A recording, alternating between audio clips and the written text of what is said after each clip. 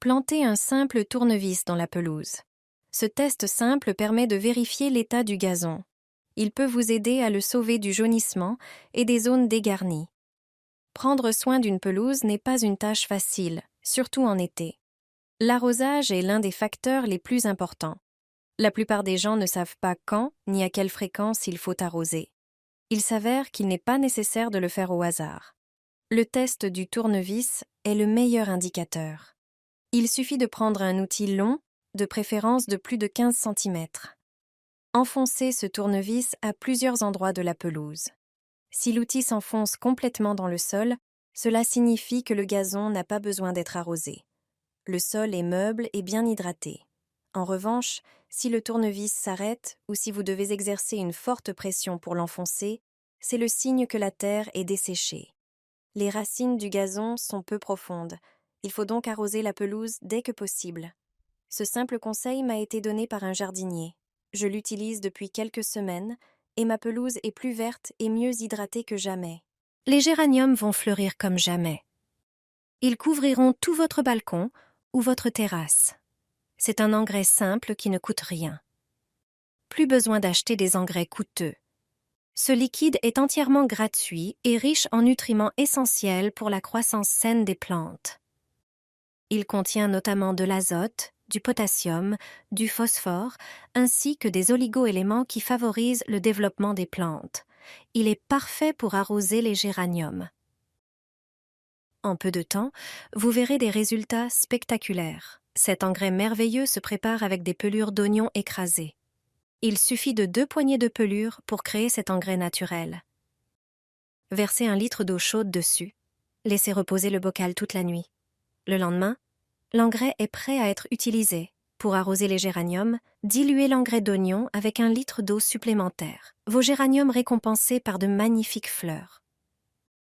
Pour l'utiliser en pulvérisation, utilisez la solution d'oignon sans dilution. Versez l'engrais dans un flacon pulvérisateur.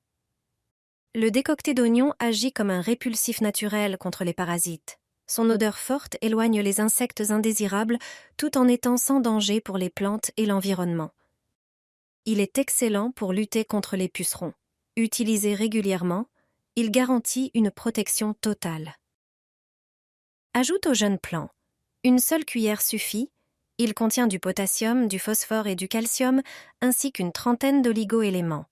Il renforce les plants et les rend plus résistants aux maladies. Il leur apporte les nutriments essentiels et éloigne les parasites. Le calcium favorise le bon développement des racines, permettant aux plants d'absorber tous les éléments nutritifs du sol. Le phosphore stimule la floraison et la fructification, tandis que le potassium améliore la ramification des tomates et des concombres et renforce leur résistance aux maladies. Tout cela se trouve dans la simple cendre de bois. Ne la jette plus. Elle permet de préparer un engrais naturel idéal pour les jeunes plants. Cet engrais convient particulièrement aux tomates et aux concombres. Avec un ingrédient supplémentaire, ses effets sont encore meilleurs. Mets 1 cuillère de cendre de bois dans un bocal d'1 litre. Remplis-le d'eau, de préférence de l'eau de pluie, et mélange bien. Ajoute ensuite 1 cuillère de vinaigre, qui augmentera l'acidité de la solution et facilitera l'absorption des nutriments. Laisse reposer 1 heure. Des bulles apparaîtront, preuve de la réaction chimique.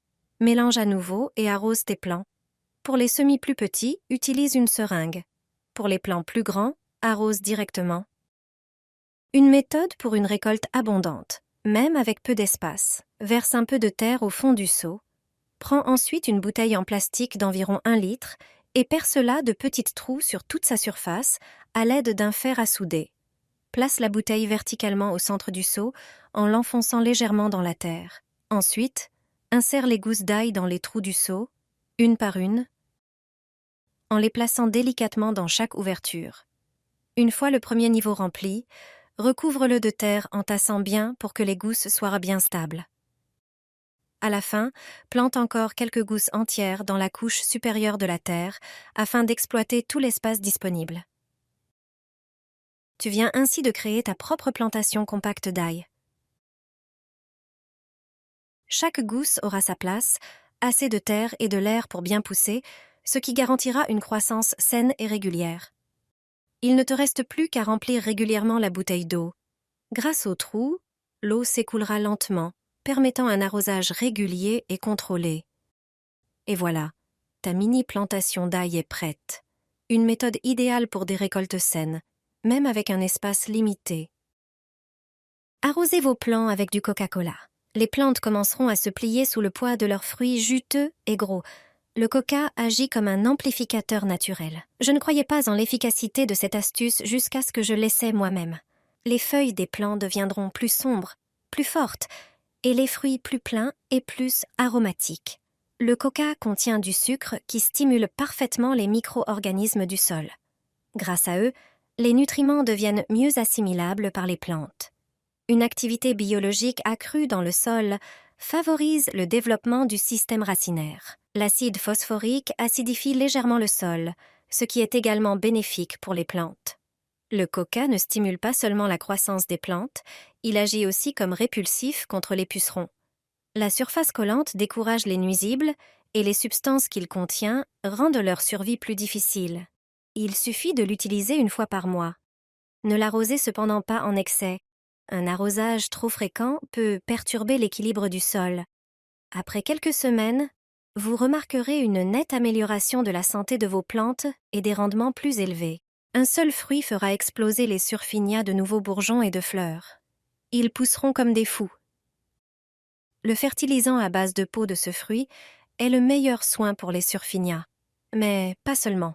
Les peaux de banane, dont il s'agit, sont pour les surfinias comme un élixir de jeunesse. Lorsque tu manges des bananes, tu épluches le fruit. Les peaux pelées sont souvent jetées à la poubelle. C'est une grosse erreur. Tu peux réutiliser les peaux de banane. Ne les jette donc pas à la poubelle. Leur peau contient de nombreuses substances que les plantes adorent, telles que le potassium, le phosphore, le calcium, l'acide silicique et le soufre. Cela rend les surfinias et les pétunias sains, avec de belles feuilles vertes et beaucoup de fleurs. De nombreux nouveaux bourgeons apparaissent également. Il suffit de préparer un fertilisant simple à base de peau de banane. Prends quelques bananes, épluche-les et mets les peaux dans un bocal. Verse de l'eau tiède et ferme le bocal. Laisse reposer pendant une journée.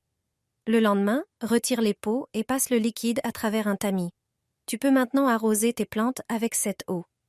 Pour une application plus pratique, tu peux verser le liquide dans un flacon pulvérisateur. Il suffit de nourrir tes plantes une fois par semaine de cette façon. L'eau de peau de banane ne sert pas seulement à arroser les surfinias et les pétunias, tu peux aussi l'utiliser pour d'autres fleurs et pour nettoyer les feuilles, par exemple des orchidées.